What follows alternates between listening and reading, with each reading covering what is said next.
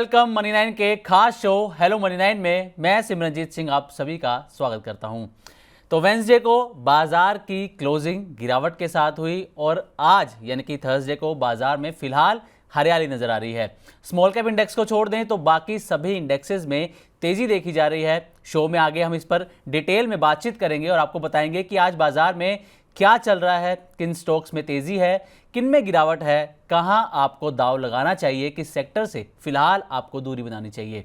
साथ ही बाजार से जुड़ी जो भी आपकी कंफ्यूजन है, जो भी आपकी क्वेरी है, उसे भी सवाल जवाब के जरिए दूर करने की हमारी पूरी कोशिश रहेगी। इसके अलावा आईपीओस पर भी हमारी बातचीत होगी। लेकिन पहले नजर डाल लेते हैं आज के मार्केट पर। बुधवार को निफ्टी की 62 अंक और सेंसेक्स की 153 अंक गिरकर क्लोजिंग हुई थी, लेकिन आज फिलहाल बाजार तेजी में नजर आ रहा है। अलग अलग इंडेक्सेस की बात की जाए तो Nifty, Sensex, bank Nifty, Nifty IT सभी में फिलहाल तेजी देखने को मिल रही है। अब आपको बताते हैं कि इन इंडेक्सेस में कितनी तेजी फिलहाल यहां पर देखी जा रही है। तो सबसे पहले निफ्टी की बात करें तो ज़्यादा नहीं, 100 अंकों के करीब की यहां पर तेजी देखने को मिल रही है। सेंसेक्स में 200 अंकों से ज़्यादा की तेजी रही है। निफ्टी बैंक में करीब 100 अंकों की यहाँ पर तेज़ी देखी जा रही है और निफ्टी आईटी में यहाँ पर शानदार 350 से ज़्यादा अंकों की तेज़ी है। स्मॉल कैप इंडेक्स में यहाँ पर मामूली सी गिरावट फिलहाल यहाँ नज़र आ रही है। तो ये थे आज के बाज़ार की स्थिति। अब आते हैं कि आज हमारे साथ मार्केट पर बात करने के लिए हमारे साथ खास मेहमान जुड़ चुके हैं, लवलेश शर्मा सर। लवलेश सर, आपका बहुत बहुत स्वागत है मनी 9 में सर। बहुत बहुत धन्यवाद। सर, सबसे पहले आपसे यही जानना चाहेंगे कि निफ्टी 25,000 का लेवल तो पार कर चुका है, यहाँ से बाजार में और कितनी मजबूती आप देखते हैं सर? हाँ जी, देखिए, बिल्कुल डेफिनेटली निफ्टी 25,000 का लेवल फॉलो तो कर चुका है। अच्छी बात भी है। थोड़ा सा हमने जो पिछला पूरा महीना निकला है सितंबर का, जो ब्रेड्थ लूज करी थी मार्केट में, बहुत सारे स्टॉक ऐसे थे जो अपने शॉर्ट टर्म और मिड टर्म 50 मूविंग एवरेज, 20 और 50 मूविंग एवरेज के नीचे जा चुके थे। तो एक तरफ से ब्रेड्थ काफी वीक थी और एफआईआईज भी कंटिन्यूअसली पॉइंट आउट कर रहे थे। जो रिसेंट रिकवरी है वो ब्रॉडर मार्केट के लिए इसलिए अच्छी है क्योंकि काफी कुछ जो मोमेंटम हमने खोया था पिछले कुछ महीनों में, वो काफी गेन हुआ है। बहुत सारे स्टॉक्स ने अच्छा परफॉर्म भी करा है। मुझे लगता है निफ्टी एक डिसिसिव स्तर पर है। आप बोल सकते हैं कि ये मेक और ब्रेक लेवल होगा। 25,200 ऐसा लेवल है कि हमने पिछले कुछ महीनों में देखा है मार्केट ने वहां से हमेशा हमको एक रिजेक्शन दिया है, बिकवाली आई है, सेलिंग प्रेशर बढ़ा है और प्रॉफिट बुकिंग आप बोल सकते हैं। एक बार 25,200 का स्तर मार्केट थोड़ा सा क्रॉस करता है, मुझे लगता है कि एक शॉर्ट कवरिंग बनेगी मार्केट्स में और यहाँ से अच्छी तेजी भी देखने को मिलेगी। अगर 25,200 के ऊपर सस्टेन करते हैं तो फिर हम लीस्ट आप बोल सकते हैं रेजिस्टेंस जोन जो आएगा वो 26,000 की तरफ आएगा। 25,200 के ऊपर डेफिनेटली मैं बुलिश रहूंगा मार्केट में और काफी कुछ ब्रॉडर मार्केट में। जहां तक कि 25,200 के नीचे है तो मुझे लगता है रेंज कंटिन्यू रहेगी 24,800 से लेकर 25,200 तक। ओके, तो सर, अगर 25,200 का लेवल पार करता है निफ्टी तो क्या इस फेस्टिव सीजन के अंदर या यूं कहें कि 2025 में हम निफ्टी का नया रिकॉर्ड हाई देख सकते हैं? क्या उम्मीद कर सकते हैं निफ्टी से? जी बिल्कुल। देखिए सिमरन जी, इसमें एक बात मैं यहाँ पर निवेशकों को बता दूं, जितना आपका होराइजन लंबा रहता है उतना आपकी प्रोबेबिलिटी या संभावना अच्छी हो जाती है। तो मैं शॉर्ट टर्म में अगर कोई 1 से 2 दिन, 1 से 2 हफ्ते का भी बात करूं तो मुझे लगता है कि निफ्टी एक रेंज में हो सकती है, 25,200 के ऊपर जा सकती है। पर जब हम फाइनेंशियल ईयर के एंड की तरफ जाए, दिसंबर एंड की तरफ जाए या दिवाली के बाद के परफॉर्मेंस की तरफ जाए, मेरे ख्याल से निफ्टी ने काफी कुछ करेक्ट अच्छा खासा कर लिया है। डेफिनेटली 2026 में जब एंटर होंगे तो मार्केट अपने उच्चतम स्तर पर हो सकता है। मुझे लगता है कि एक बार 25,200 के ऊपर मार्केट निकलेगा तो आने वाले कुछ महीनों में 25,900 से 26,000 पहला टारगेट रह सकता है और 26,000 के ऊपर तो फिर हम अनचार्टेड टेरिटरी में जाएंगे। फिर तो मार्केट में बहुत सारे ऐसे बुलिश टारगेट है। और मुझे लगता है 25,200, 25,250 एक बहुत डिसिसिव लेवल है जिसमें निवेशकों को ध्यान रखना चाहिए। अगर ये लेवल टूटता है तो डेफिनेटली थोड़ी सी हमको एग्रेसिव बाइंग मार्केट में देखने को मिल सकती है। ओके, तो चलिए इंतज़ार रहेगा कि 25,200 का लेवल कब निफ्टी क्रॉस करता है। सर, मार्केट पर हम आगे भी अपनी बातचीत को जारी रखेंगे, लेकिन फिलहाल हम एक नज़र डाल लेते हैं बाजार के अब तक के गेनर्स और लूजर्स की। और सबसे पहले यहाँ पर बात करेंगे निफ्टी गेनर्स की। तो निफ्टी गेनर्स में पहला नाम आता है Tata steel, JSW steel. Steel sector में ही आज काफ़ी अच्छी तेजी देखने को मिल रही है। अगला नाम है एचसीएल टेक और इटर्नल, ये निफ्टी के गेनर फिलहाल यहाँ पर नजर आ रहे हैं। निफ्टी लूजर्स की अगर हम बात करें तो इसमें टाटा मोटर्स के डीमर्जर की खबर का असर है। टाटा मोटर्स में पिछले काफ़ी दिन से यहाँ पर गिरावट भी देखी जा रही है। एक्सिस बैंक, टाइटन और मारुति सुजुकी यहाँ पर निफ्टी लूजर के रूप में नजर आ रहे हैं। मिड कैप गेनर्स की अगर बात करें तो मिड कैप गेनर्स में पहला नाम आता है औरोबिंदो फार्मा, हिंदुस्तान जिंक, मोतीलाल ओसवाल और सोना बीएलडब्ल्यू का। मिड कैप लूजर्स इस पर नजर डालें तो इसमें ओला इलेक्ट्रिक पहला नाम है, पीबी फिनटेक दूसरा और अपोलो टायर्स के बाद नाम आता है गोदरेज प्रॉपर्टीज। ये मिड कैप के लूजर्स यहाँ पर रहे हैं। स्मॉल कैप गेनर्स पर अगर हम नजर डालें तो स्मॉल कैप गेनर्स में पहला नाम आता है पीजी इलेक्ट्रोप्लास्ट, इसके बाद हिंद कॉपर, गो डिजिट और एमसीएक्स इंडिया, ये आज स्मॉल कैप के गेनर रहे हैं। स्मॉल कैप लूजर्स में आईटीआई, नवीन फ्लोरिन, एचबीएल इंजीनियरिंग और रेडिंगटन लिमिटेड खबर है क्योंकि आईफोन की जो बिक्री है, आईफोन की सेल है जो, इसकी खबर का असर है कि रेडिंगटन में आज यहाँ पर तेजी देखने को मिल रही है। तो ये थे कुछ गेनर्स और लूजर्स आज के। अब आते हैं कि बाजार में क्या कुछ चल रहा है, इसके बारे में अपने गेस्ट से बात करेंगे और हमारे व्यूअर्स के जो लगातार सवाल जवाब आ रहे हैं उस पर भी यहाँ पर हम बात करेंगे। लेकिन अगर आप अपना कोई सवाल हमसे पूछना चाहते हैं, हमारे गेस्ट से आप कोई राय चाहते हैं, तो आप अपना सवाल हमें व्हाट्सएप के जरिए भेज सकते हैं। हमारा व्हाट्सएप नंबर है 9311121874। इसके अलावा आप money9query@tv9.com पर भी अपने सवाल यहाँ पर भेज सकते हैं। Social media platforms x, Facebook के जरिए भी आप अपने सवाल पूछ सकते हैं और अपना सवाल लिखकर पूरी जानकारी के साथ हमें भेजें ताकि हम उस पर आपको सही जवाब अपने गेस्ट से दिलवाने की कोशिश करें। इसी के साथ आप मनी 9 के प्राइम मेंबर भी बन सकते हैं। इसमें आपको 3 ऑप्शन मिलते हैं, इकोनॉमी, स्टैंडर्ड और वीआईपी। आप अपने बजट के अकॉर्डिंग इनमें से तीनों ऑप्शंस में से अपने लिए एक ऑप्शन सिलेक्ट कर सकते हैं और जो जो फैसिलिटीज़ इसमें आपको मिलने वाली हैं वो भी यहाँ पर आपको अपनी स्क्रीन पर नज़र आ रही होंगी। अब मनी 9 प्राइम कैसे ज्वाइन करें या अगर आपने ज्वाइन किया था उसको रीज्वाइन कैसे किया जाए, तो आप चैनल के मेंबरशिप प्रोग्राम में दोबारा शामिल होने के लिए चैनल के पेज या फिर किसी वीडियो पर जाएं, वीडियो पर क्लिक करेंगे, वहां पर ज्वाइन बटन आएगा, इस पर आपको टैप करना होगा। और अगर आप पहले से हमारे मेंबर हैं तो आपको रिज्यूम ऑप्शन यहाँ पर एक दिखाई देगा। अपनी मेंबरशिप फिर से आप शुरू करने के लिए ये जो हमने आपको दिशा निर्देश दिए हैं इसको आप फॉलो करके आप दोबारा से जो है मनी 9 प्राइम के मेंबर बन सकते हैं। मनी 9 प्राइम को दोबारा से आप ज्वाइन कर सकते हैं। तो अब लौटते हैं वापस बाजार पर।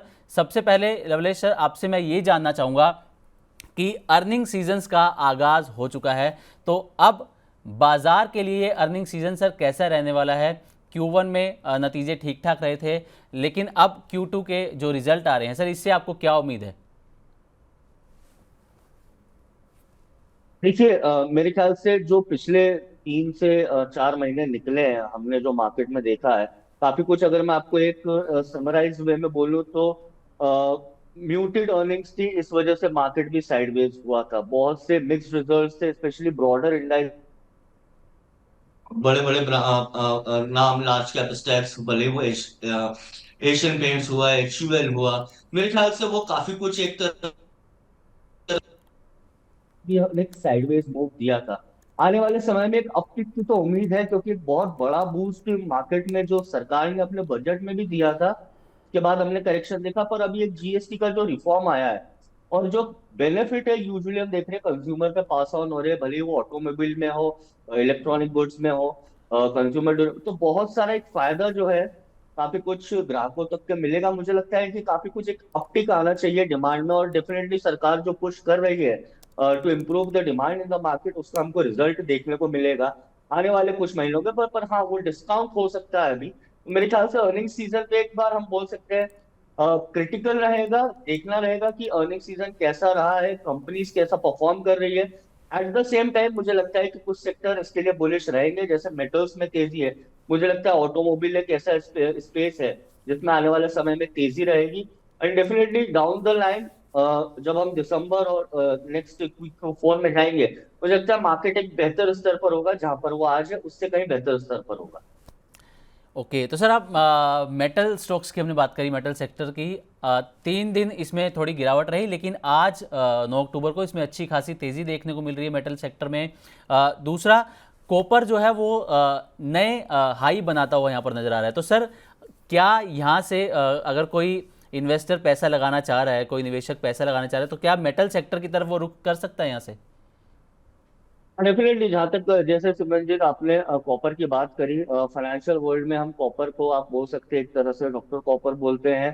Copper is one of the leading indicators. आप कॉपर को राइट। उठाकर देख लीजिए, कॉपर की डिमांड देख लीजिए एंड मार्केट्स देख लीजिए, आपको काफी कुछ हिस्टोरिकली जून 2020, मार्च 2016 काफी कुछ ऐसे इंडिकेशन मिल जाएंगे जो कॉपर ने लीड करे हैं इन टर्म्स की यहाँ से मार्केट बुलिश हो सकता है।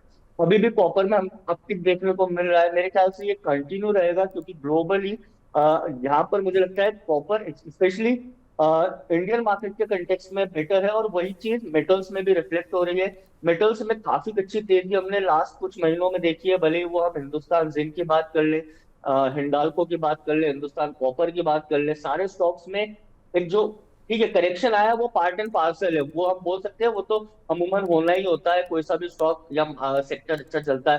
पर अभी भी मुझे लगता है हिंदुस्तान जिंक, हमने पिछले हफ्ते भी शेयर करा था सुमित के साथ कि देखिए 450 460 पे हिंदुस्तान जिंक अच्छा है, अभी भी 505 507 के स्तर पर ट्रेड कर रहा है। मुझे लगता है हिंदुस्तान जिंक में यहाँ से और तेजी देखने को मिल सकती है 550 तक के स्तर पे। सेम थिंग जेएसडब्ल्यू स्टील, हमने देखा ऑल टाइम हाई की तरफ आया, जेएसडब्ल्यू स्टील में करेक्शन भी आया था, अभी भी मुझे लगता है 1170 1160 के आसपास जेएसडब्ल्यू स्टील अच्छा है। आने वाले समय में इसमें और तेजी, एज अ सेक्टर मुझे लगता है मेटल्स बुलिश है। और डेफिनेटली अगर मुझे लगे तो टाटा स्टील और हिंदुस्तान जिंक दो प्रिफर्ड पिक रहेगी मेरी इस पूरे स्पेस में। ओके, सर, हम अपने दर्शकों के सवाल जवाब लें उससे पहले आपसे एक लास्ट सवाल ये पूछना चाहूँगा कि आज टीसीएस के भी रिजल्ट आने वाले हैं। तो टीसीएस के रिजल्ट से आपको क्या उम्मीद है सर, कैसे रिजल्ट हो सकते हैं? क्योंकि बाजार तो इसको बहुत इंतज़ार कर रहा है, सबकी नज़रें हैं टीसीएस के रिजल्ट पर, और इसका आईटी सेक्टर पर कैसा इम्पैक्ट होने वाला है सर? देखिए, आईटी स्पेस हमने जैसे डिस्कस करा था सिमरनजीत, तकलीफ ये है कि बहुत सारी चीजें एक साथ हो रही है ग्लोबली, और आईटी स्पेस जो है, आईटी सेक्टर है, वो काफी कुछ डिपेंडेंट है। ग्लोबल न्यूज बोल सकते हैं आप, इवेंट्स बोल सकते हैं, या टर्म्स बोल सकते हैं। अभी पिछले कुछ महीनों में जो भी टैरिफ वॉर हुआ है, एक्सचेंज ऑफ आर्गुमेंट्स हुए हैं, ट्रम्प की तरफ से काफी कुछ इंडिया के अगेंस्ट आया है, तो इसने आईटी स्पेस को बेसिकली एक तरह से हर्ट करा है। डेफिनेटली यूएसडी आईएनआर के अगर देखें तो आईएनआर अपने निचले स्तर पर है और काफी कुछ उसमें वीकनेस बनी हुई है, अच्छा संकेत है। पर अभी भी एक अनसर्टेनिटी जो बनी थी पिछले 3 से 4 महीने में, मुझे लगता है कि वो जाने में या उसको क्लियर होने में थोड़ा सा और समय लग सकता है। डेफिनेटली आईटी आईटी का एक अगर हम बोल सकते हैं बेलवेदर है टीसीएस। मैक्रो इकोनॉमिक बैकड्रॉप में बहुत से उसके चैलेंजेस है, बट मुझे लगता है एक बार टीसीएस का रिजल्ट आएगा, उनकी अर्निंग्स की गाइडेंस आएगी, कितना ग्रोथ एक्सपेक्ट कर रहे हैं वो, एक बार ये सब जब क्लियर होगा तो मेरे ख्याल से आईटी स्पेस के लिए हम जिसे बोल सकते हैं शॉर्ट टर्म में लोग बोल रहे हैं कि करेक्शन बहुत आ गया है, बॉटम बनना चाहिए, वो मेरे ख्याल से टीसीएस का रिजल्ट काफी कुछ एक क्लैरिटी दे देगा आने वाले समय में। और डेफिनेटली अभी काफी एक अग्रेसिव हो जाएगा, मैं बोल सकता हूँ काफी एक गलत डिसीजन हो जाएगा based on just an uptick, या एकदम से कुछ मोमेंटम बनता है उसमें बाय करने के। अगर आपका लंबा नजरिया है तो आईटी स्पेस काफी डिस्काउंट पे है। अगर आप शॉर्ट टर्म ट्रेडर है, अगर आप 1 से 2 हफ्ते का व्यू मांग रहे हैं, तो मेरे को लगता है आपको अभी आईटी स्पेस डेफिनेटली अवॉइड करना चाहिए, क्योंकि इसमें वोलैटिलिटी बनी रहेगी। तो सर, मैं आपसे वैसे मैं सवाल यही पूछने वाला था कि क्या आपको अभी कोई ऐसा आईटी स्टॉक दिख रहा है जहां पर दांव लगाया जा सकता है, पैसा लगाया जा सकता है? अरे देखिए, आईटी ओवरऑल मुझे लगता है कि एक साइडवेज कंसोलिडेशन से गुजरना चाहिए।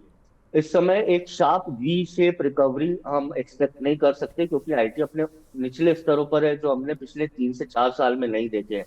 नैस्डैक दूसरी तरफ अपने हाइस की तरफ जा रहा है, मुझे लगता है कि यहाँ पर हमको थोड़ा सा वेट करना चाहिए। शॉर्ट टर्म में मैंने इसलिए अवॉइड करने का कहा क्योंकि अर्निंग्स आएंगे, रिजल्ट आएंगे, वोलैटिलिटी रह सकती है और शॉर्ट टर्म में आपको हर्ट कर सकती है। लॉन्ग टर्म में डेफिनेटली एचसीएल टेक हुआ, काफी अच्छा परफॉर्म कर रहा है, इसमें आज भी तेजी है, ओवरऑल ट्रेंड पॉजिटिव है, 1480 के स्तर के आसपास ट्रेड कर रहा है। मुझे लगता है अगर आईटी में किसी को शॉर्ट टर्म से मिड टर्म में अगर इन्वेस्ट करना है तो टीसीएस इन्फोसिस तो ऑब्वियसली एक लार्ज कैप कंपनी है जो सबके रडार पर रहती है। और एचसीएल टेक मैं यहाँ पर हाईलाइट करना चाहूंगा कि 1460 से 1480 के आसपास एचसीएल टेक काफी अच्छा है निवेश के लिए। ठीक है सर। तो सर हम आगे भी और इस तरीके की बातचीत अपनी जारी रखेंगे, लेकिन अब हमारे दर्शकों के लगातार सवाल आ रहे हैं, तो अब हम उनके सवालों का सिलसिला शुरू करते हैं और आपसे चाहेंगे कि आप उनके सवालों का जवाब देने की कोशिश करें सर। शोभित कपूर जी सर, इनका पहला सवाल आया है, ये पूछ रहे हैं कि इनके पास गोकुल एग्रो के 155 शेयर हैं और 339 रुपीज़ की इनकी बाइंग है। ये पूछ रहे हैं कि क्या मुझे इसको सेल कर देना चाहिए या फिर होल्ड करना चाहिए, क्योंकि ये लगातार नीचे जाता हुआ नजर आ रहा है। जी देखिए, अभी फ्रेश ब्रेकआउट हुआ है गोकुल एग्रो में 360 370 का ऐसा जोन था जो स्टॉक ने अभी पिछले कुछ महीनों में ही ब्रेक करा है। एक बार वो हम बोल सकते हैं कि प्रीवियस ऑल टाइम हाई जो ब्रेक करने के बाद टेस्ट होता है वो उस तरह। अच्छी बात यह कि आपकी 339 की खरीदी है, स्टॉक अभी 367 आ रहा है। मैं आपको यहाँ पर सलाह दूंगा, आप 354 का ऑन सेफर साइड, 354 का आप स्टॉप लॉस लगाए, अगर ये ट्रिगर होता है तो एग्जिट कर लीजिए। हम मानकर चलेंगे इसके नीचे और स्टॉक में बिकवाली आ सकती है। अगर स्टॉक 354 के ऊपर सस्टेन करता है, मुझे लगता है कि वापस से इसमें 380 तक की तेजी आ जानी चाहिए, यहाँ पर आप अपना प्रॉफिट बुक कर सकते हैं। 354 का स्टॉप लॉस जरूरी है। ओके, तो शोभित जी 354 रुपीज़ का एक स्टॉप लॉस आप मेंटेन कर सकते हैं, और यहाँ से अभी देखना होगा कि स्टॉक में कितनी तेज़ी आती है, कितना स्टॉक जो है यहाँ पर सस्टेन कर पाता है। अगले सवाल की तरफ सर हम बढ़ें तो अगला सवाल हमारा सिद्धार्थ नाथ जी, ये सर प्राइम मेंबर भी हैं हमारे, ये पूछ रहे हैं कि इनके पास इसी जी इनके पास सर इनका सवाल ये है कि नवा के 692 रुपीज़ पर इनकी बाइंग है। मैं आपको स्टॉक का पूरा नाम यहाँ पर सर बताने की कोशिश करूँगा। नवा लिमिटेड इनके पास स्टॉक है सर। ये पूछ रहे हैं कि इनके पास इनकी जो बाइंग है वो 692 रुपीज़ की है, तो इसमें इनको क्या करना चाहिए, ये आपका व्यू जानना चाह रहे हैं सर। ये 692 692 जहां तक मैंने सुना इनकी खरीदी है, काफी नुकसान हो रहा है मेरे ख्याल से, सामने से इनको 10% का तो लॉस हो रहा है। स्टॉक ओवरऑल ट्रेंड तो पॉजिटिव है, फ्रेश ब्रेक है, ऊपर में स्टॉक में एकदम तेजी आई थी, 692 के आसपास इन्होंने खरीद लिया है।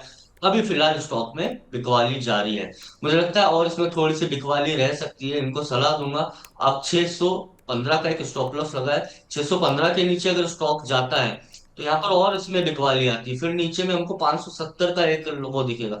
तो अच्छी बात है, मतलब कि आप एक 615 का स्टॉप लॉस लगाए, क्योंकि अभी 10% ही लॉस हो रहा है, अगर उसके नीचे जाएगा तो आपका लॉस बढ़ सकता है। तो 615 का स्टॉप लॉस लगा के होल्ड करें। ओके, इनका एक और सवाल सर इसी में है कि ई क्लर्क सर्विसेज लिमिटेड, इनके भी इनके पास स्टॉक हैं सर, और उसकी जो बाइंग है वो इनकी है 3970 की सर। इसमें भी आपका व्यू चाहते हैं सर ये। हाँ जी, अभी अभी इन्होंने खरीदा है, काफी कुछ कॉस्ट के पास ही चल रहा है, पर मैं बोल रहा हूँ ई क्लर्क्स एक सेकेंडरी ट्रेंड में है। आप मानिए एक जो अप ट्रेंड इस स्टॉक में बना था 2000 लेवल से, 2000 से स्टॉक ऑलमोस्ट आप देखिए 4000 के ऊपर ट्रेड करने चले गया, तो एक 2x हो गया स्टॉक। ये जो करेक्शन है ये वाजिब है स्टॉक में होना। अगर आप एक काफी शॉर्ट टर्म ट्रेडर हैं, आपने एक कुछ हफ्तों के लिए पोजीशन लिए, तो आप नीचे में स्टॉप लॉस लगाइए। 3856 का स्टॉक ने यूजुअली अच्छा सपोर्ट दिया है, यहाँ से इसमें अच्छी रैली देखने को मिली है इस स्तर से। 3856 3850 के आसपास स्टॉप स्टॉप लॉस लगाए। अगर आपका नजरिया थोड़ा सा लंबा है तो मैं सजेस्ट करूंगा आप स्टॉक को होल्ड करिए। ओवरऑल ट्रेंड पॉजिटिव है, पर करेक्शन के दौर में है, तो हम इसको फिर से रिव्यू करेंगे, पर मैंने आपको स्टॉप लॉस जरूर सजेस्ट करा, वो लगा कर रखें। ओके, तो सिद्धार्थ जी जो ई क्लर्क सर्विसेज लिमिटेड है, करेक्शन के दौर में फिलहाल ये चल रहा है, लेकिन सर ने एक स्टॉप लॉस भी आपको बताया, आप 3856 का एक स्टॉप लॉस यहाँ पर लगा सकते हैं। लेकिन अगर आपका नज़रिया लॉन्ग टर्म का है तो लॉन्ग टर्म के लिए सर की सलाह है कि आप इसको होल्ड करके भी चल सकते हैं। और दूसरा जो आपने नवा लिमिटेड का पूछा था, 615 रुपये का स्टॉप लॉस यहाँ पर सर ने बताया है, और अगर इससे स्टॉक नीचे जाता है तो आपका लॉस भी इसमें बढ़ सकता है। तो इसके अकॉर्डिंग आप अपनी स्ट्रेटजी एक यहाँ पर बनाकर चल सकते हैं। अगले सवाल की तरफ सर हम बढ़ते हैं। अगला सवाल है बाल कृष्ण कपूर जी का, ये भी मनी9 के प्राइम मेंबर हैं। ये पूछ रहे हैं सर कि इनके पास आर सिस्टम्स इंटरनेशनल के 450 रुपीज़ पर इनकी बाइंग है सर, और विपुल ऑर्गेनिक की 209 रुपीज़ की इनकी बाइंग है। और इनका जो होल्डिंग व्यू है सर, जो ये होल्ड कर सकते हैं, वो 3 से 6 महीने का है। तो ये टारगेट इसमें जानना चाह रहे हैं सर। दो स्टॉक इन्होंने बात करी, एक विपुल ऑर्गेनिक्स और जी। आर सिस्टम में इनकी खरीदी से थोड़ा सा नीचे है, पर अच्छी बात ये है कि बॉटम फॉर्मेशन हो चुका है। मैं इनको 398 का स्टॉप लॉस लूंगा। मुझे लगता है आर सिस्टम में ऊपर में 440 से 460 के स्तर तक के तेजी देखने को मिल सकती है। विपुल ऑर्गेनिक की जहां तक बात करिए, मैं इनको थोड़ा सा अगर इनके पास है बहुत अच्छी बात है, पर इस स्टॉक में लिक्विडिटी एक प्रॉब्लम है। यूजुअली स्टॉक में इतना वॉल्यूम रहता नहीं है। इनकी खरीदी क्या थी सिमरनजीत विपुल में? जी, इनकी विपुल में खरीदारी है सर 209 पर। अगर 209 पर है, आप 185 का स्टॉप लॉस लगाए। अगर वापस आता है तो मैं निकलने की सलाह दूंगा, क्योंकि लिक्विडिटी एक बहुत इंपॉर्टेंट एस्पेक्ट हो जाता है जब भी हम निवेश करते हैं, और स्टॉक में वॉल्यूम काफी एक ड्राई रहता है। तो आप 185 का स्टॉप लॉस लगा, आपकी कॉस्ट आती है तो निकल कर दूसरे स्टॉक में लगा सकते हैं। आर सिस्टम इनफैक्ट इससे ज्यादा अच्छा एक ऑप्शन है आपके पास। ओके, तो बालकृष्ण जी सर की सलाह यह है कि विपुल ऑर्गेनिक के लिए 185 का एक आप स्टॉप लॉस यहाँ पर लेकर चल सकते हैं, और जब आपकी कॉस्ट आ जाए तो आप इसमें एग्जिट कर सकते हैं। और आर सिस्टम्स पर 398 रुपीज़ का एक आप स्टॉप लॉस लेकर चल सकते हैं। स्टॉक 440 से 460 रुपये तक भी यहाँ पर जाता हुआ आगे नज़र आ सकता है। अगला सवाल सर पार्थ नाथ जी का है। ये पूछ रहे हैं कि बीएससी पेटीएम ये बाय करना चाहते हैं। अब इस पर सर ये बाइंग लेवल और टारगेट जानना चाह रहे हैं सर, बीएससी और पेटीएम पर। नहीं, बीएससी डेफिनेटली अच्छा है। बीएससी, मैं आपको डिस्क्लेमर दे दूं, हमने 2200 से 2150 के आसपास ऑलरेडी रेफर करा था हमारे क्लाइंट्स को, और दूसरे सोशल मीडिया चैनल्स पर यहाँ पर अगर बीएससी आप आने वाले कुछ महीने होल्ड कर सकते हैं, मुझे लगता है बीएससी काफी अच्छा है। बॉटम आउट हो चुका है स्टॉक 2100 से 2000 के आसपास। इसमें एक शॉर्ट टर्म में मुझे तेजी 2500 के स्तर तक दिखती है। 2500 का स्तर जब आता है, ब्रेक करे या ना करे, और हम इसको तब रिव्यू कर सकते हैं, पर डेफिनेटली बीएससी मेरे ख्याल से करंट लेवल्स पर अच्छा है। और अगर यहाँ से 1-2% नीचे भी मिले तो अच्छा है। जहां तक कि पेटीएम की बात करिए, देखिए पेटीएम अपना पूरा ट्रेंड बदल रहा है। पेटीएम पे हम पहले भी 650 से 700 के आसपास, जब ये स्टॉक आया था, एक करेक्शन देखा था हमने स्टॉक में। अभी भी मुझे लगता है कि पेटीएम काफी अच्छा है। ऊपर में मुझे लगता है 1250 1300 का एक स्तर है, जो इस पे थोड़ा सा एक प्रेशर डाल रहा है, बिकवाली हो रही है। और ये स्तर भी टूटना चाहिए आने वाले समय में। मुझे लगता है पेटीएम यहाँ से 1480 से 1500। पर जब हम बात पेटीएम की कर रहे हैं, तो दूसरा एक इसमें इंपॉर्टेंट फैक्टर जो आ जाता है, वो हो जाता है पेशेंस। तो आपको धैर्य रखना होगा पेटीएम में, क्योंकि थोड़ा सा वोलेटिलिटी इसमें रहती है। पर डेफिनेटली पेटीएम भी अच्छा है मेरे ख्याल से। शॉर्ट टर्म में इसमें और एक 10% का अपसाइड अभी भी आ सकता है। ओके, और सर बीएससी की बात करिए तो सीडीएसएल और एनएसडीएल, इस पर भी आपका एक व्यू जानना चाहेंगे सर। क्या इसमें करंट लेवल में एंट्री करना सही रहेगा? जैसे सीडीएसएल एनएसडीएल करंट लेवल्स पे ये 1563 आ रहा है। मैं सीडीएसएल का एग्जांपल दे देता हूँ। दोनों जी। स्टॉक एक दूसरे को काफी कुछ को रिलेट करते हैं, एक जी। जैसी चाल होती है। एनएसडीएल की भी जब तक बात करूं, तो देखिए दोनों अपने पर्टिकुलर मार्केट, इनके पास जो है टोटल एड्रेसेबल मार्केट, या फिर आप बोल सकते हैं कि इनके पास जो मार्केट शेयर है काफी अच्छा है। जब हम डिजिटाइजेशन की तरफ जा रहे हैं, तो डेफिनेटली एक बहुत अच्छा पिक भी बन जाता है पोर्टफोलियो के लिए। मेरे ख्याल से एनएसडीएल और सीडीएसएल में से मैं सीडीएसएल को यहाँ पर प्रेफर करूंगा। सीडीएसएल 1560 1550 के स्तर पर आ रहा है, बॉटम आउट हो रहा है। जो गिरावट थी वो खत्म हो रही है, स्टॉक साइडवेज रेंज में है। और ये 1600 से एक 1450 तक की जो रेंज है, वो फॉर्म कर रहा है। तो अपसाइड में मैंने आपको 1600 का स्तर दिया है, 1600 के ऊपर निकलता है तो बहुत अच्छा है। नीचे में 1450 का स्तर दिया है, यहाँ पर कहीं मिलता है तो भी अच्छा है। पर निवेश का नजरिया आपका 6 महीने से 1 साल का होना चाहिए। ओके, तो पार्थ नाथ जी आपके सवाल का जवाब आपको यहाँ पर मिल गया होगा। जैसा कि सर ने बताया कि बीएससी का जो स्टॉक है शॉर्ट टर्म में 2500 तक की तेज़ी यहाँ पर दिखा सकता है। करंट लेवल पर भी आप इसमें बाइंग कर सकते हैं, और अगर 1-2% और नीचे आता है तो वहाँ से भी आप अगर बाइंग करके चलेंगे तो आपके लिए ठीक रहेगा। पेटीएम में सर ने बताया कि अगर तेज़ी आती है तो 1480 से 1500 तक का यहाँ पर ये लेवल भी दिखा सकता है। अगले सवाल की तरफ सर हम बढ़ते हैं। अगला सवाल मोहम्मद नाज़ीर अली ये पूछ रहे हैं सर कि गेल इंडिया, इनका एवरेज रेट 200 है और 1222 शेयर हैं सर इनके पास। इन्होंने 2023 में ख़रीदा था ये। अब क्या ये इसको होल्ड कर सकते हैं और कितना होल्ड कर सकते हैं? फिलहाल इनके पास शेयर हैं 2023 से। 2023 से तो ऑब्वियसली अच्छे स्तर पर ही है। 180 भाव आ रहा है। मैं यहाँ पर इनको ये सलाह दूंगा, देखिए गवर्नमेंट या पीएसयू स्टॉक्स जो रहते हैं थोड़ा सा स्लो मूव करते हैं, क्योंकि उनकी कम्पिटिटिवनेस जो रहती है उतनी एग्रेसिव नहीं रहती है। हाँ, मार्केट में अगर आप बोल सकते हैं कि एक डोमिनेंट प्लेयर है तो बात अलग हो जाती है, जैसे एसबीआई हुआ। पर फिर भी मुझे लगता है कि गवर्नमेंट या पीएसयू स्टॉक्स की अगर बात करूँ, थोड़ा सा लेस एग्रेसिव रहते हैं, स्लो रहते हैं। अपने 2023 से स्टॉक अभी होल्ड कर रखा है। 2023 के बाद मार्केट ने एक बार ऑल टाइम हाई बनाया, उसके बाद 10 से 15% करेक्ट हुआ, तो आपने पेशेंस तो काफी रखा है। मैं आपको सजेस्ट करूंगा आप होल्ड करिए। स्टॉक में अभी साइडवेज कंसोलिडेशन है। एक बार जब मार्केट अपनी एक बुलिश ट्रेंड में लौटता है, 26,000 की तरफ जाता है, अब ये स्टॉक्स भी देखेंगे आउट परफॉर्म करेंगे, तो होल्ड करिए। मेरे ख्याल से लॉन्ग टर्म के हिसाब से अच्छी पिक है। ओके, तो अगला सवाल हमारा है नरेश राठी जी का। सर ये पूछ रहे हैं कि मुथूट माइक्रो फाइनेंस, ये तब से ये होल्ड कर रहे हैं जब से आईपीओ आया था मुथूट फाइनेंस का। अब ये 50% कह रहे हैं कि मैं लॉस में चल रहा हूँ, और इसी के साथ रिलैक्सो, उसमें भी ये 40% के आसपास लॉस में चल रहे हैं। तो दोनों शेयरों में सर ये लॉन्ग टर्म का आपसे नज़रिया जानना चाहते हैं। छूट के अलावा कौन सा था सिमरन जी, दूसरा स्टॉक? मुथूट के बाद सर रिलैक्सो। रिलैक्सो। जी। देखिए, रिलैक्सो को मैं पहले ले लेता हूँ। पहली बात तो आईपीओ का मार्केट इतना अच्छा नहीं रहा है, मुथूट की जो आपने बात करी। मैं रिलैक्सो में आपको ये सजेस्ट करूंगा, देखिए रिलैक्सो में मेरे पास डेटा अवेलेबल बहुत है प्राइस चार्ट पे, पर स्टॉक अभी भी करेक्शन में है। इसमें कोई उम्मीद नहीं दिख रही है फिलहाल कि स्टॉक यहाँ से और परफॉर्म करे। बीच में हमने फुटवेयर स्टॉक्स में देखा भी था, मिर्जा इंटरनेशनल हुआ, रिलैक्सो हुआ, और दूसरे स्टॉक्स में जब हमने एक थोड़ी तेजी देखी थी, और वो तेजी सस्टेन नहीं करी। मुझे लगता है एज ए सेक्टर अभी इसमें दबाव और रहेगा। नीचे 377 का अच्छा सपोर्ट है, ये आप स्टॉप लॉस लगा सकते हैं, लेकिन इसके नीचे स्टॉक जाता है और गिरावट आ सकती है। मुझे लगता है कि फिर 300 रुपए तक के स्टॉक टूट सकता है। जहां तक के मुथूट की बात करी, जैसे मैंने बताया आईपीओ मार्केट इतना अच्छा नहीं रहा है, स्पेशली अंडर परफॉर्मेंस हुआ। बजाज हाउसिंग फाइनेंस ले लीजिए, टाटा टेक ले लीजिए, आप मुथूट की ले लीजिए।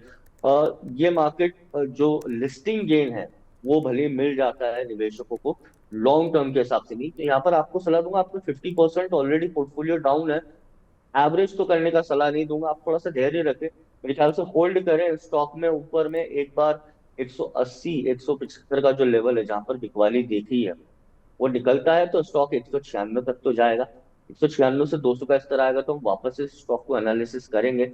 यहाँ पर ये जरूर मैं निवेशकों को सलाह दूंगा कि हम यूजुअली जब भी आईपीओ में निवेश करते हैं तो लॉन्ग टर्म सोचते हैं, पर जब हम एम टू एम देखते हैं, लॉस देखते हैं, थोड़ा सा हमारा बायसेस, बिहेवियरल बायसेस बदल जाते हैं। तो लिस्टिंग गेन अगर होता है आपको, तो आप 50% प्रॉफिट कर लीजिए। आपका जो पेन रहेगा होल्ड करने में स्टॉक को लॉन्ग टर्म के लिए, कुछ कम हो जाता है। सर अच्छा, एक सवाल मेरा ये रहेगा कि जैसे आईपीओ आया, क्योंकि इनके पास सिंस आईपीओ जब से मुथूट का आया तब से इन्होंने स्टॉक्स होल्ड करके रखे हैं।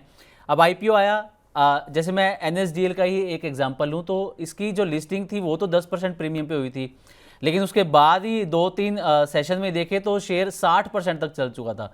तो कोई जो आम इन्वेस्टर है वो ये कैसे डिसीजन ले कि मैं लिस्टिंग गेन ले लूँ तुरंत, या फिर मैं 2-3 दिन का या 10 दिन का या 6 महीने का इंतजार करूं स्टॉक का? अब देखिए, सबसे इम्पोर्टेंट क्वेश्चन यहाँ पर जब भी हम मार्केट की बात करते हैं, निवेशकों को ये ध्यान रखना चाहिए कौन सा स्टॉक क्या बाय करना है, क्या सेल करना है, कितना स्टॉप लॉस, ये सब एक सेकेंडरी चीज हो जाती है, ये बाद के डिसीजन हो जाते हैं। सबसे पहले आपको खुद की प्रोफाइल या आप किस तरह के निवेशक हैं वो आपको डिफाइन करने पड़ेगी।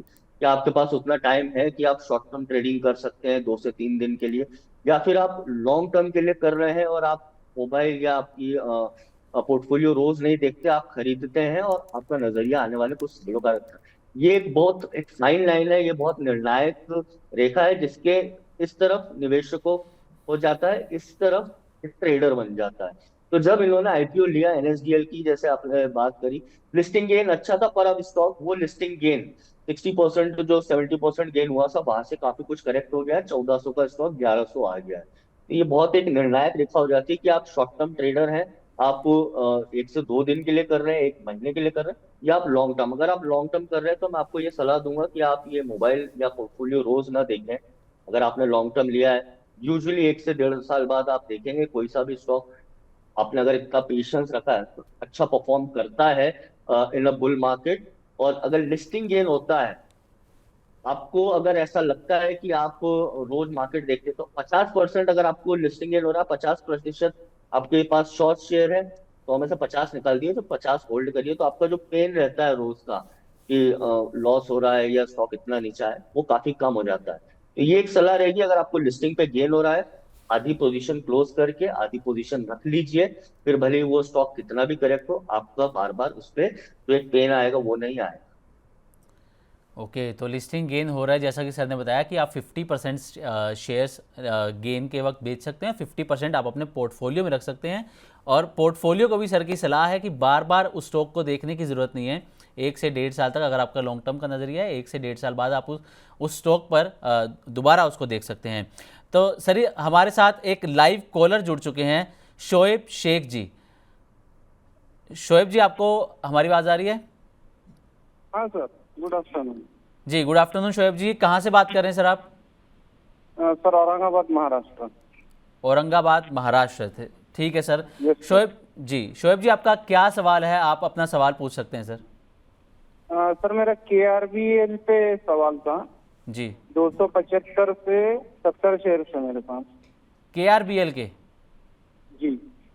ओके, और एक दूसरा रेडिंगटन पे भी था, रेडिंगटन भी है मेरे पास। ठीक है। तो KRBL के आपके पास 70 शेयर हैं सर ना? हाँ, 70 शेयर है 275 के भाव से। ठीक है। और दूसरा आपने बताया सर? रेडिंगटन। रेडिंगटन 80 ओ- शेयर है वो। ओके, 200 वो भी शायद इसमें है ना।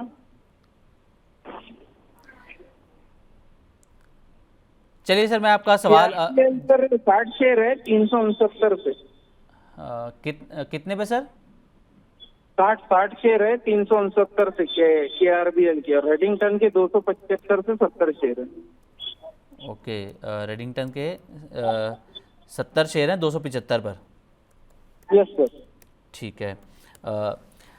लवलेश सर, आपसे जानना चाहेंगे, KRBL के इनके पास 60 शेयर हैं और रेडिंगटन के 70 शेयर हैं 275 रुपये के भाव पर। सर दोनों में ये जानना चाह रहे हैं सर कि क्या स्ट्रेटजी इसमें लेकर चल सकते हैं? देखिए, KRBL जहां तक मैंने सुना है 60 शेयर है। मैं भाव क्लियर नहीं हो पाया, पर जी, KRBL मुझे लगता है अभी साइडवेज ही रहेगा। स्टॉक में तेजी बनती है पर वो सस्टेन नहीं हो रही है। और आप देखिए कि जुलाई 2018 का जो ऑल टाइम हाई था मार्केट का, जुलाई 2020, मतलब 2020 के बाद मार्केट अच्छा चला है, पर ये स्टॉक अंडर परफॉर्म करा है और ये करता रहेगा। तो यहाँ पर KRBL का मैं एक स्तर बता देता हूँ, अगर 330 का स्तर तोड़ता है तो इसमें और नीचे आप मान सकते हैं 275 तक की एक बिकवाली आ सकती है। तो जो भी हो, 330 का एक काफी इंपॉर्टेंट स्तर है KRBL में, आप उसका ध्यान रखें। रेडिंगटन में इसकी उनकी 70 शेयर है, 275 का भाव मैंने सुना है। रेडिंगटन देखिए, ओवरऑल ट्रेंड पॉजिटिव है, पर एक साइडवेज कंसोलिडेशन है। स्टॉक में usually higher high higher low बनता है, पर अभी हम बोल सकते हैं कि एक साइडवेज कंसोलिडेशन 310 रुपए से लेके नीचे 235 रुपए तक के रहेगा। तो मैं इनको यहाँ पर सलाह दूंगा, आप रेडिंगटन में बने रहे। अच्छी तेजी हमने देखी थी स्टॉक में, सितंबर में एकदम से अच्छी तेजी आई थी। 255 का स्टॉप लॉस रहेगा। ओके। तो शोएब जी, रेडिंगटन में 255 का एक स्टॉप लॉस यहाँ पर सर ने बताया है, और KRBL को साइडवेज रहेगा जैसे कि सर ने बताया। और अगर ये 300 का लेवल उसका टूटता है तो और ज़्यादा वहाँ पर बिकवाली देखने को मिल सकती है। अगले सवाल की तरफ सर हम बढ़ते हैं। अगला सवाल संध्या रानी जी का है। ये पूछ रहे हैं कि पैराडीप फॉस्फेट और सेंको गोल्ड दोनों में से कौन सा स्टॉक बाय करना चाहिए सर? जी, पारादीप, और दूसरा आपने कौन सा बोला? सेंको गोल्ड। देखिए, पारादीप हमारे रडार पर रहा है। मैंने मनी नाइन के माध्यम से ही ये स्टॉक 110 120 के आसपास रिकमेंड करा है। काफी अच्छी कंपनी है, जो इनके नंबर्स है वो भी काफी अच्छे हैं, डबल डिजिट ग्रोथ है कंपनी का। काफी कुछ इनका जो फॉस्फेट में काम है अच्छा है, हैदराबाद बेस्ड कंपनी है। पारादीप में मुझे लगता है ये जो करेक्शन आ रहा है ये अराउंड 150 से 160 के आसपास खत्म होगा। पर अगर आप थोड़ा सा नजरिया लंबा रखेंगे तो मेरे ख्याल से पारादीप आपके लिए अच्छा रहेगा। स्टॉक में मुझे लगता है कि अप ट्रेंड कंटिन्यू रहेगा, जो करेक्शन मेरे ख्याल से 150 से 160 के आसपास खत्म होना चाहिए। और अच्छा रिटर्न दिया है स्टॉक ने, तो डेफिनेटली ये स्टॉक आप अक्यूमुलेट कर सकते हैं। 150 से 160 का एक जोन है जिसमें आप ये स्टॉक बाय कर सकते हैं। अभी 181 आ रहा है, यहाँ से और एक 10% करेक्शन के बाद मेरे ख्याल से एक स्टॉक काफी अट्रैक्टिव बन जाएगा। ओके, तो संध्या जी, आपने पूछा था पैराडीप फॉस्फेट और सेंको गोल्ड में से, तो सर की सलाह है कि पैराडीप फॉस्फेट आपके लिए अच्छा स्टॉक यहाँ पर हो सकता है। 150 से 160 पर एक करेक्शन इसकी ख़त्म होने की उम्मीद है और वहाँ से आप इसमें बाइंग कर सकते हैं, तो फिर इसमें आगे तेज़ी की भी एक उम्मीद यहाँ पर जताई जा रही है।